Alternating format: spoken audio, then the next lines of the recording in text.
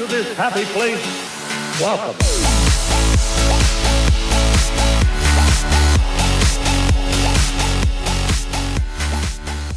Hey guys, it's Tim. I'm here too. I'm here too. This time she's going early. What? Because usually you wait really long time. I know. I just never know. I don't plan it. It just I just do what I feel. Fair enough. And you do the same thing, and I try to make mine different. And I'm running out of things. I know you are. And I'm with my beautiful wife, Adrienne. Hello. There she is. We have a really fun episode. Yes, I am excited. Today. So I have a friend, Tony Cabrera. He's a weather anchor, reporter, news anchor down in LA at ABC7, the station down there. And he has a really cool experience that he wanted to share with us. And it's just, I don't know if I should say it right now or if I should just let him talk about it. I think we could say it. So go ahead. Well, I'm just saying, I think a lot of people, and if they listen to our podcast, are most likely Disneyland fans, have heard of Club 33, which is a very exclusive club. You have to, there's criteria to be a member of this club. Yeah. I don't even know what it all is. But you have to sign up for it. You got to be on the wait list. You got to then and pay the dues to be part of the club and to make reservations to have dinner there, drinks, whatever. Yeah. And meet the criteria to be.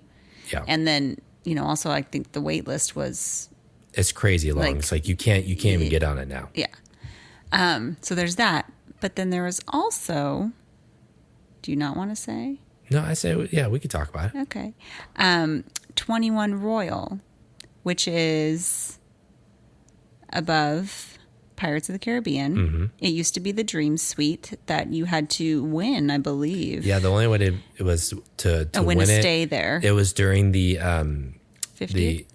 It was when the years of 1,000 dreams, or when we went, when they were given those fast pass lanyards. Right. So that was 2008. Yeah. So it was that. And then they turned it into, well, I think it was also then part of that promotion, but then it became a thing you couldn't just buy it. You had to win it or be invited to stay there. To stay there. Yeah. But then they changed it. So now it's a restaurant. Yes. Like a fine dining experience. Extremely fine dining. Yes. And so. And extremely exclusive. And Tony will get into why it's so exclusive. Yes. But he was invited to go. Him and his wife. Him and his wife. Invited to go from some of their friends. And so I saw it on Instagram and I was like, that's amazing. Yeah. And we need to talk to him. We need to have him on the podcast. And he's more than happy to talk about it. And so let's bring him on and see what he has to say. Yeah. All right, Tony, thanks for joining us. It's great to have you on. Thanks for coming along on our podcast this week. Oh my gosh, I'm so excited. This is a good topic. So of course I do this. All right, cool. Well, Tony and I, we're friends, and tell me about a little bit about yourself and what you do. Okay. So I am a weatherman and reporter at ABC7 in Los Angeles, and I've been there a couple of years now. I've been an anchor before at the Fresno ABC station. I anchored in Santa Barbara. I reported across the country, did correspondent work for entertainment back in LA before all of that. So I've kind of zigzagged across the country and picked up a wife and kids along the way. Nice. And tell me about your family. We have a large family. You have a large family. Tell me about that. Yeah, we have a lot in common. We're living the crazy but fun life, right? With 4 kids, 8 and under. I've got the oldest is a daughter, and then 3 sons after that, down to a 1-year-old. So we're at that Disney stage like you guys, where we are kind of in different categories. We all can't go on all the rides together just yet. Yeah. So have you guys always been like big, you're living down in LA. I mean, you guys are close by. You guys can pretty much go on your lunch break, just kind of hang out there. Has that something that you've always, you and your wife have done, or did you start doing when you started having kids, and kind of, explain when you started kind of going to Disneyland? Yeah, well, I'm from the Bay Area, born and raised, but I came down a couple of times when I was a kid. And then going down to college down in LA, that's when I went, I think probably with friends or cousins or something. And then once I started dating my wife, we would go a couple times together. And then, of course, when you have your first kid, it's just like, oh my gosh, we've got to take our kid to Disneyland, even though they'll never remember it.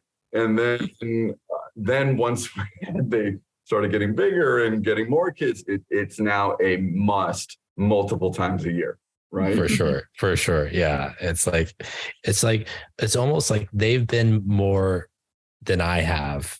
And it's like, but they definitely have. I've counted. They have. Oh, I'm embarrassed to say how many times the baby's already been. Yeah, that's true. Way. Yeah. Like the first time I went, I was 7, 8 years old. I didn't go again until after we were married. 22, I think. You were about 20. Yeah. So, and then now we've been going like 2-3 times a year. So, but you know how it is. So the reason why we wanted to bring you on, I was scrolling through Instagram one day and I saw your post, and there's a couple of exclusive places in Disneyland. There's obviously Club 33 is the one that everybody knows about, but there's another one that not a lot of people realize. And it's relatively new, but it's crazy exclusive. 21 Royal. Okay, I have a question. Yeah, go for it. Is it 21 Royal or 21 Royale? I have heard it both ways.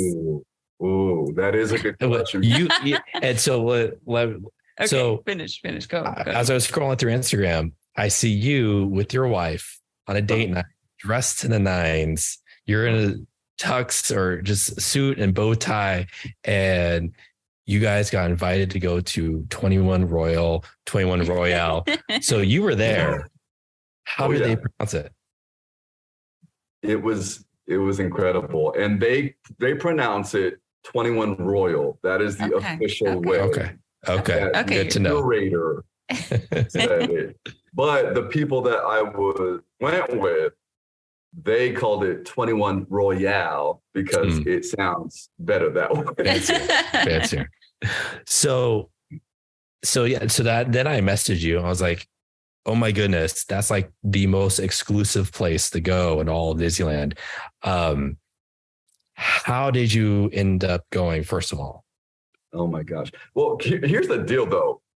It seems exclusive, but it's open to the public. Like anybody can go.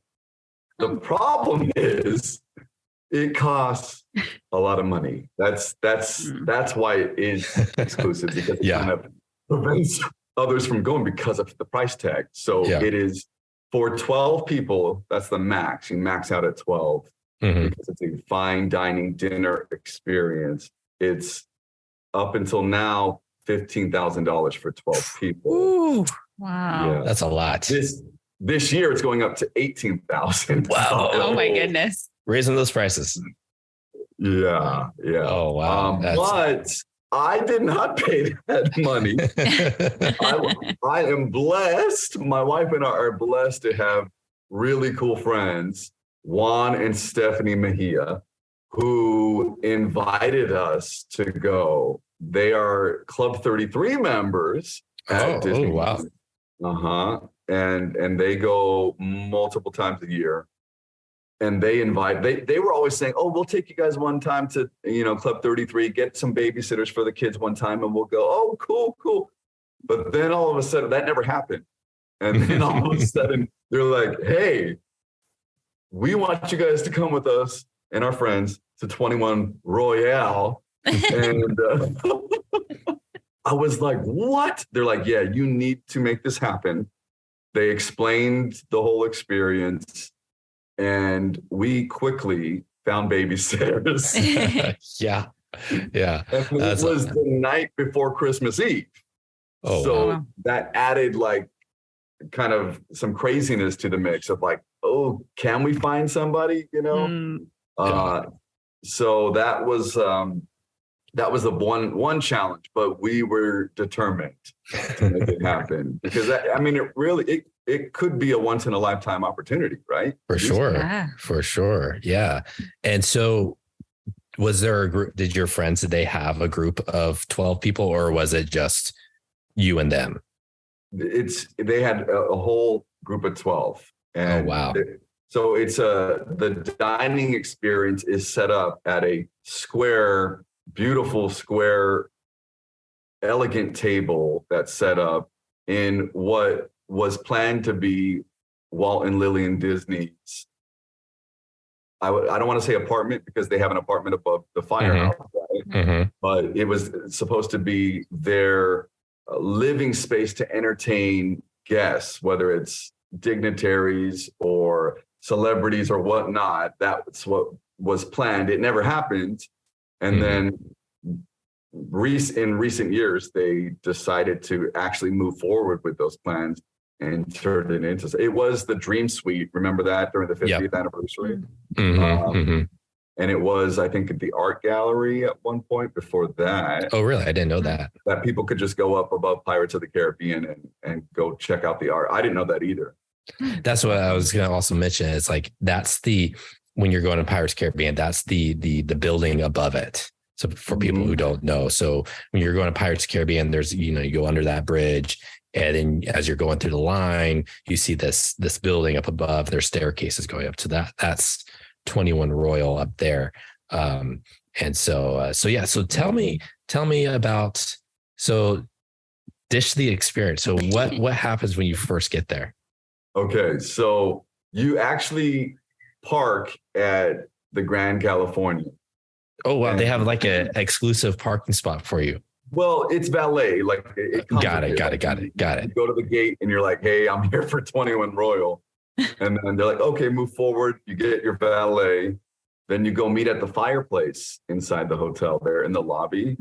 And then somebody comes out, a representative comes out. In our case, it was the actual curator, Paul. And he came out and met us there. And then once all 12 were there, there's a private limousine bus shuttle that you load onto, and they drive you back into the staff parking area.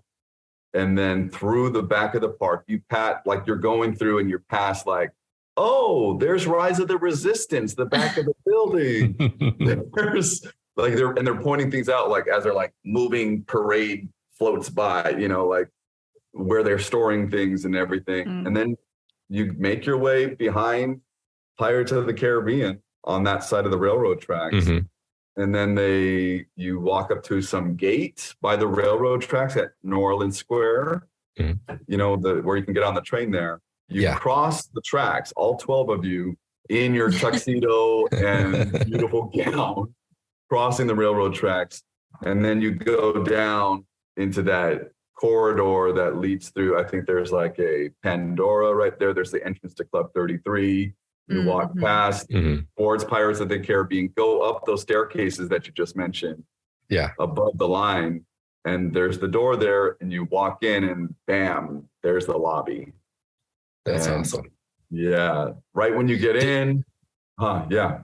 Did you have people, I mean, what time of day was this at? What time was it at? 5:00 is when the experience is supposed to start.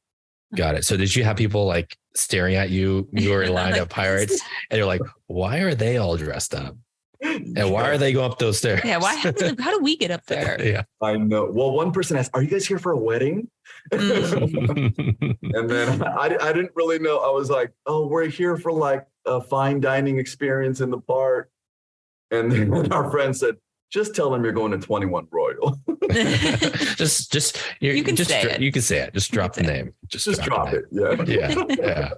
That's awesome. So you walk in the lobby. Well, tell me about that. And so you just go in and they have everyone kind of gather in that area. There are couches, there's beautiful chairs, a beautiful, it is just, as you saw in the picture, and I'm sure before you weren't allowed to take pictures, before you weren't even like no videos, no pictures. Wow. Then they started allowing pictures, and this time they allowed video. And I have a video that I haven't posted yet. You'll see. Nice. I should post that this week. You can post it promoting this podcast. Yeah. There you go. There you go. You got a reason. Yeah. Yep. There you go. Yeah. So then the curator, Paul, he welcomes everybody, has this whole spiel. Everyone gets champagne and you toast to the night. And then it's like, okay, go for it. Check out the place.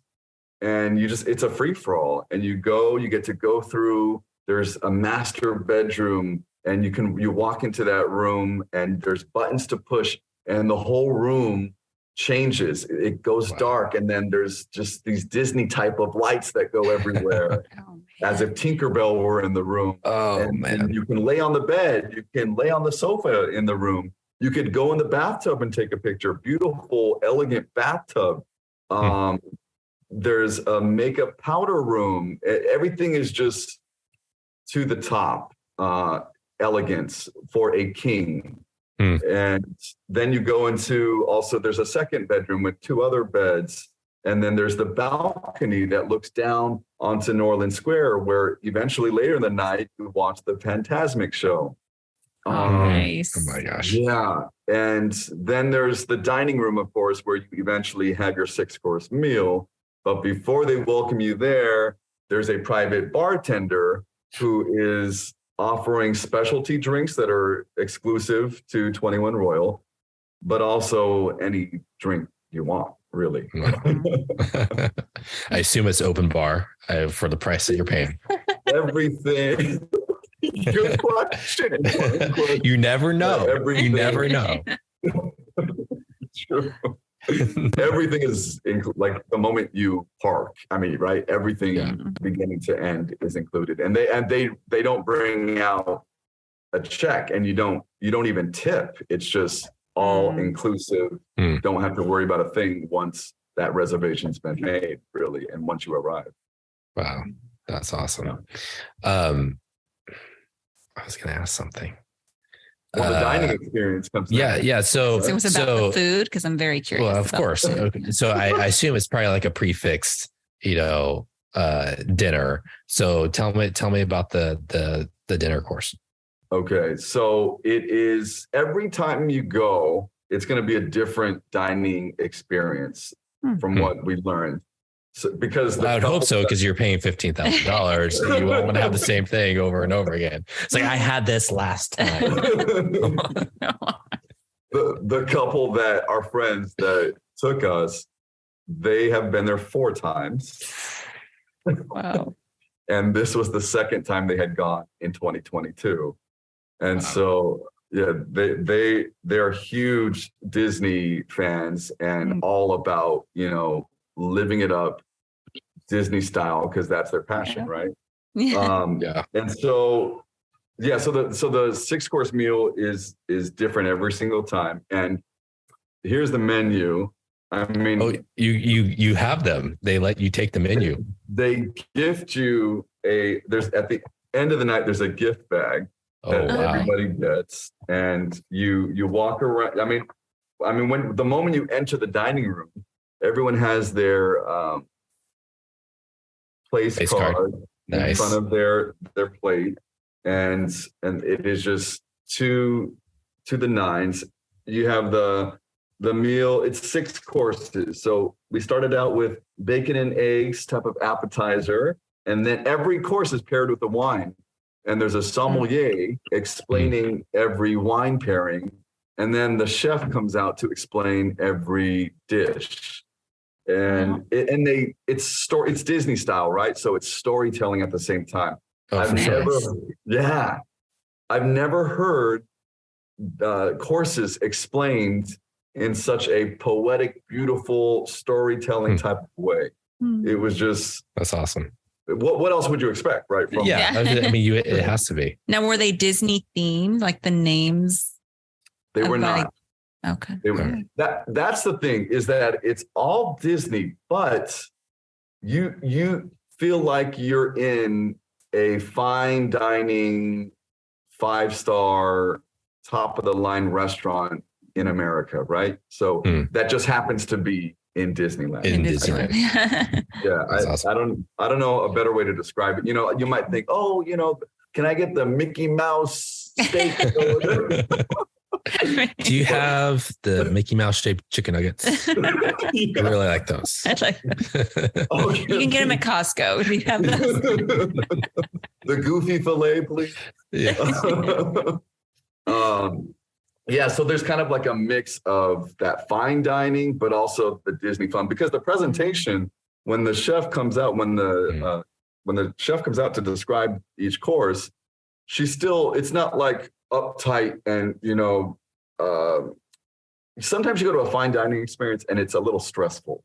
For sure. Right? For sure. It's stuffy, it's uncomfortable. It just feels like, ooh, I better not breathe, you know? Yeah. Yeah. You don't want to say the wrong thing. Yeah. My gosh, like I have to be on, like, I should have gone to an etiquette class before. You know? Yeah. This is, you know, it has the fine dining, but you have that, you feel comfortable. You feel at home. They make you feel at home. That's you know, nice. as if Walt were inviting you to his living room, right? Like that's what it felt like. So there's the bacon and egg, savory custard, maple lacquered bacon. I'm probably saying this wrong. Nice. Because I'm not used to fine dining. You know, the life with 4 kids, right? Oh yeah, totally get it. Second course, white diamond, shaved alba, white truffle, tagliatelle pasta, tender root. Oh my goodness. Next course, December moon, cranberry glazed Sonoma quail, Tuscan kale, Kyoto red carrot. Then blanketed comfort, Colorado lamb loin, forager mushroom, golden puff. The next one, bounty of the land, ember roasted prime beef tomahawk, sweet potato, endive apple relish, green peppercorn sauce. And to all a good night, the last course, chocolate hazelnut praline, tangerine accent. So there you go. I mean, it's just like, it's so fancy, you can't even say half the word. Yeah. So you had your 6 courses. So what happens after that? Is it just like, do they kick you out, or you mentioned you watch? You're like, get out of here. You watch Fantasmic, I assume. Yeah. So there's a break before the final ending portion of the dinner where you go out. You can have hot chocolate. They have incredible hot chocolate. You can have your coffee paired with your dessert. You go outside and it's like perfect timing. They time it all out to Fantasmic. For sure. Go out there and have that bird's eye view of the show, which was incredible. Like after this is the problem. After having this experience, now I can't go to Disneyland. Yeah. You commoners down, fighting your way through the crowds, Stepping on each other's feet. So seriously, like, because we were looking down onto the crowd, the mass amount of people that were just like sardines watching the show, and we're up there just like, wow, it was just, we felt so spoiled, Yeah. You know? It does. It ruins you. We've talked about that with like staying at a Disneyland hotel. It's like, and then when we go to like a Good Neighbor hotel, we're like, we don't even get in early. Like, what is this? Like, it ruins you. Yeah, exactly. That's awesome. So, go ahead. You were asking how long the experience was. Yeah. And like, it's supposed to start like around 5 and end around 10, like after Fantasmic during, the fireworks show that follows. Mm-hmm. And then they ask you, we can take you back to the hotel for your car, or you can enjoy the rest of the night at Disneyland. So nice. Some of us got back onto the bus, and the others in their dresses and tuxedos went off to go on a ride. That's awesome. I'm going to go on Splash Mountain. I'm going to go on a ride. Yeah. Tux. That's my dream right there. That's my bucket list item now. Well, you better do that real quick. That's true. I got to do that quick. We're going in February, so I'm going to pack my suit. And I'm going to go like, I know Tony Cabrera, he was here. Can we come wants to go? Can we go? You're like, what? Don't make me call Bob Iger. Okay. So you guys, did you guys go back on the bus? We did because we had for our experience driving from where we live in the LA area down to Orange County, that takes time. Sure. Finding, getting the valet parking situation figured out, and it all added up. And then it's like, well, the kids are with the babysitters for like 8+ hours at that point. Yeah. So we wanted to stay so bad, but another factor. I had to work the next morning. Oh, and yeah. In the morning show shift. Oh, had to be in at 4. Oh my goodness. Yeah. Yikes. Get on the bus. So it was just like, I was struggling the next day, I'll be honest, but there was that adrenaline and just that excitement of just experiencing that the night before. And so it was well worth it. And we've been talking about it ever since. That's awesome. That's so cool. Yeah. That's a once in a lifetime opportunity to be able to experience something like that. And, that's really awesome of your friends that they got to, include you in that. Yeah. That's good friends. Those are some real, can you give them our number? They've been 4 times already. They can go a 5th time with us. Come on. Right. Yeah. Everybody else wants to get on that list too. Yeah. We are truly blessed to have them in our lives. Like, to invite us to be a part of it. It was just like, wow, what an incredible opportunity. And 21 Royal also wants to make you feel as special as possible. And they gave not like the gift bag had, that the keepsake menu, it had the special coffee that they make there in 21 Royal. It came with some special jam and a pastry or whatever to take home for the next morning or whatever. But the best part was the pin, a special 21 Royal exclusive pin. Oh, nice. That's cool. I personally am not a pin trader, but I know there are a ton of Disney pin traders out there. Yeah. I don't know why anyone would want to trade this because this is like a special memory, right? But yeah, that's what they really talked about at the end of the night when Paul, the curator, was and Paul. I should talk about Paul because he was just this incredible guy that he's not technically a cast member. He works for 21 Royal, and he's got like a team of like 4 people who work on this. Like, it's an exclusive team in itself. And they are just in charge of making sure your night is well worth it, that they make sure that you feel at home. They will do anything to make sure your night is incredible. But he's also kind of like the storyteller of the night, where he's the one that welcomes everybody and does the toast. They take a before picture. He makes sure everybody takes a before picture and then an after picture, and really kind of tells the story of the building and of the experience, and introducing the different chefs, the baker, the sommelier, to add to the experience. So there was never a quiet moment. You could, if you wanted to, you could walk away and escape. But he kept the show going. That's awesome. It's a part of the experience. For sure. So what was your favorite part of the whole thing? Whole night? My favorite part of the whole night was, I think, just the experience yes, the food was great. The wine pairings were awesome. But I think being at such a cool location and significant location to Disneyland, a place where I grew up, where you and I, grew up going, and where we still go, and where we take our kids, and where we experience it on an everyday basis. But just being there and being able to kind of escape all the noise and sit with just a few people and have that experience, knowing that you're at Disneyland, the happiest place on earth. I think that just kind of put a lot of peace in me, and just kind of, it kind of like made everything, all those stressful Disney moments, it kind of washed all of that away. Yeah. As fun and as much as I love Disneyland, it's stressful when you take 4 kids. Oh, right? yeah. Yeah. Oh, yeah. Oh, definitely. Definitely. I mean, you don't have you are not a parent if you go to Disneyland and someone's ending up in tears.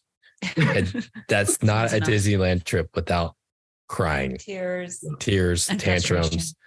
Yeah. It's happens. To Disneyland by yourself without the kids? Oh, multiple times. Yeah. Yeah. Yeah. Oh, we take anniversary trips to Disneyland. Nice. And so we can't help ourselves. I mean, people ask you, it's like, you go to Hawaii, you could go to Bahamas but I mean, and you go to Disneyland, it's like, we love going there. Yeah. And so it's a different experience when you go without kids, because you can do things that the kids would have no interest in doing. Like we're planning our 15th wedding anniversary this year. And thank you. We're planning on going to Disney World. It's like we went to Disney World with the kids back in last February, and so we're going to do the adults Disney World trip this year. So we're going to eat and drink our way around Epcot, because the kids were not interested in that at all. so absolutely. So yeah, but yeah, no, that's awesome. That's really cool that you took time to share your experience, going there. Adrienne has a question. I have a question. I'm raising my hand. I'm in school. So now you said the max is 12. Is there a minimum? Like, can you go just 2 people, or do you have to have a bigger group? Do you know? I believe if you pay the money, then you could go by yourself. So it's that price no matter what the size of the group? Doesn't matter. It's like you're renting out the space and the experience. So you're not going with other people if you're like a smaller group. It's like you get the space for that amount of money. Yeah, there's no one else in there. It's gotcha. Okay. You're paying for that time, for that night, for that space.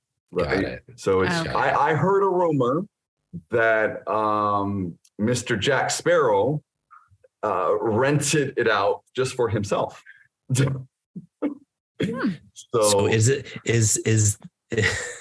that one cast member that the character of Jack Sparrow is that actually Johnny Depp? Because you've seen that been going around on social media of like, is that really Johnny Depp? Because that cast member does such a great job as Jack Sparrow, but anyways, it's not. But anyways, that's crazy. That's crazy.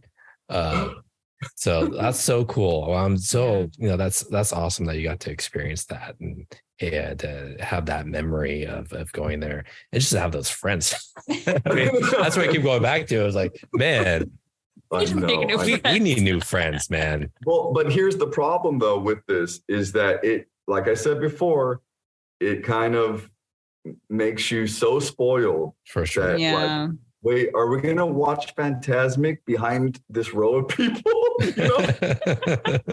Or where's my balcony? Where's my balcony at? What's crazy is that I had my first experience with 21 Royal goes back to when the park reopened, 2021. What? No, I think so. Yeah, 2021. The park reopened. Was it 2021? Yeah. Yeah, they were closed. It was right also before 2020. Georgia was born. It was a couple days before. Yeah. Yeah. Okay. because I wanted to go, but I was having a baby,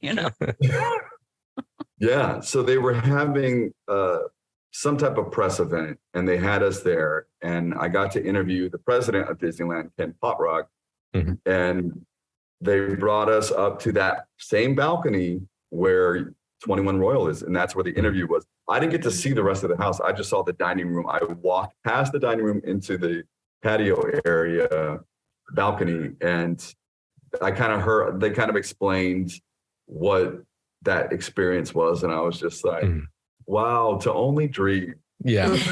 You know? Yeah. And then who would have thought, right? Yeah. So Yeah. it was kind of cool to know of it and then have the actual real life experience, That's awesome. That's so cool. Well, next up, hopefully they'll take you to Club 33. Yeah. I mean, You can tell us about that. Then you skip, then you hit all the spots, Club 33, Club 21 Royal. That would So be cool. That would yeah. be cool. We'll see. So one thing that we do, a recurring thing that we do on this podcast, and I thought I would ask you, is we talk about, a favorite memory of Disneyland. You obviously just had like a top memory at Disneyland, but maybe one that includes your kids or something. So we just talk about a favorite memory that we have and just kind of describe it and talk about why it's favorite. So do you have a favorite memory of going to Disneyland or maybe even Disney World with your family or with your wife that sticks out? Disney World. What's that? I want. Haven't been to Disney World. No. I guess I shouldn't sound excited, because we went we the first time in February. Anyways, I'm jealous. then you need to go to Disney World. But yeah, so do you have a favorite memory? I think I would. Of course, it's with the kids. Of course, each time taking one of the kids for their first time is like, oh my gosh, those emotions.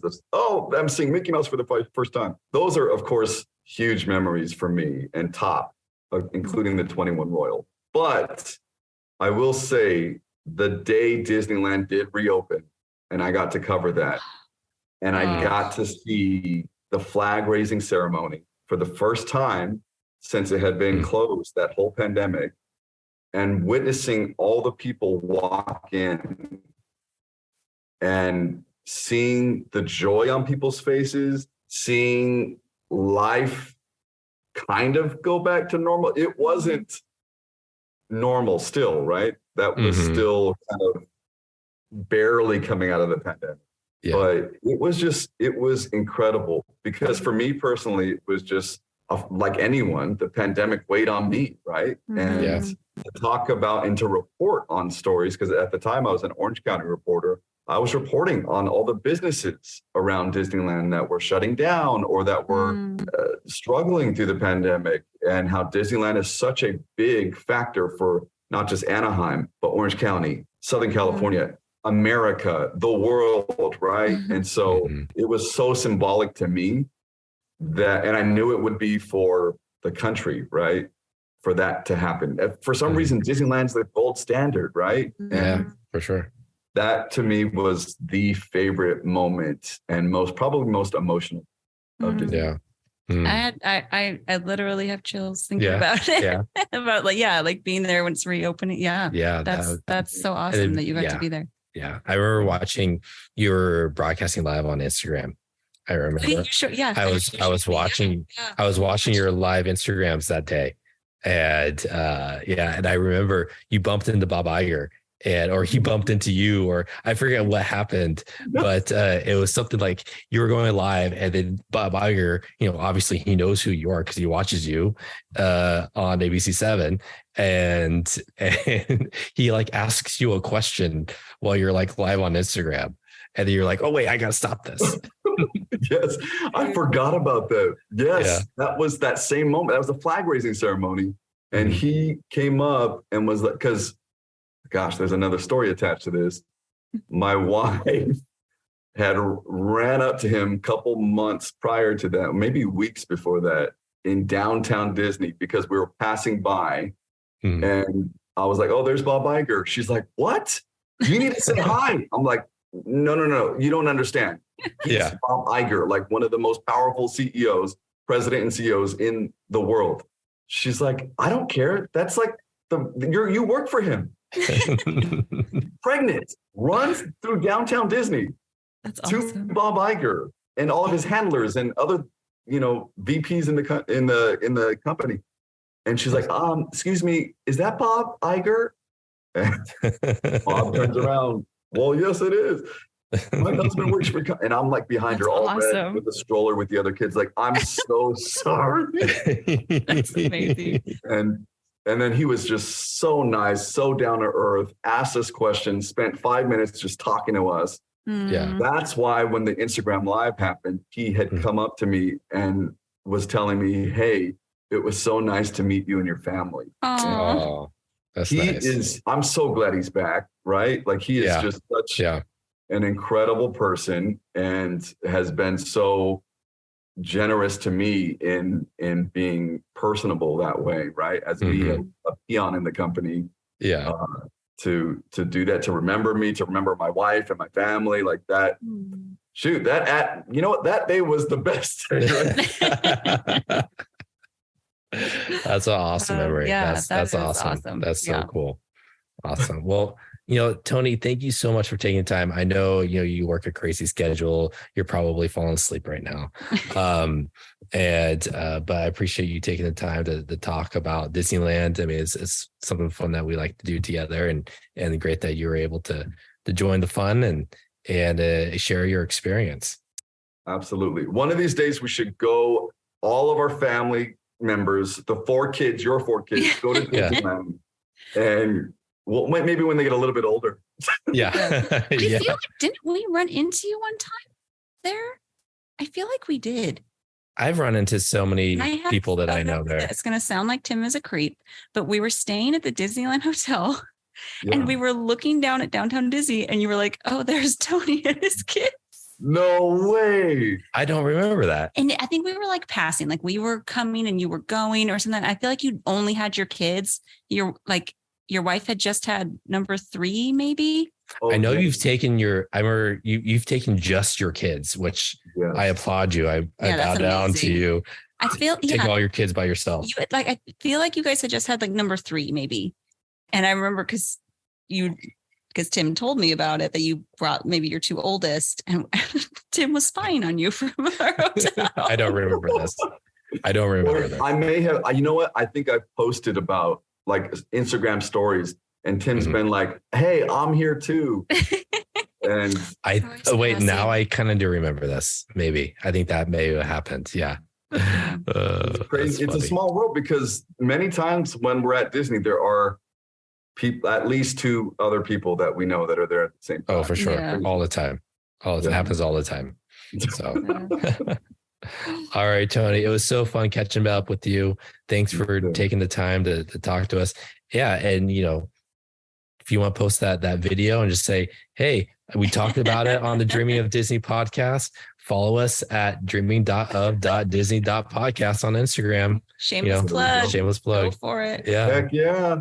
I will. All right. And make sure to tag at ABC7. Hashtag ABC7 eyewitness. The whole deal.